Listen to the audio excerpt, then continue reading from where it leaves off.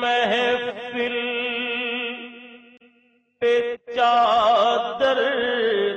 تنی نور، رحمتوں، برکتوں اور مغفرت سے بھرپور شب بارات سے فیضیاب ہونے کے لیے دنیا بھر کی طرح وطن عزیز میں بھی مسلمان عبادت میں مصروف ہیں۔ کراچی، لاہور، اسلام آباد، پشاور، کوئٹہ، مظفر آباد سمیت ملک کے دیگر چھوٹے بڑے شہروں اور قصبات کی مساجد میں نوافل کی ادائیگی، تلاوت قرآن پاک اور اللہ تعالیٰ کے حضور دعاؤں کا سلسلہ جاری ہے۔ کروڑوں مسلمان رب کائنات کے حضور سربسجود ہو کر توبہ و استغفار، اپنے اعمال کی اصلاح، رزق میں برکت، صحت و تندرستی، رزق حلال کے حصول کے طلبگار نظر آ رہے ہیں۔ اپنے مرحومین کی دعائے مغفرت کے لیے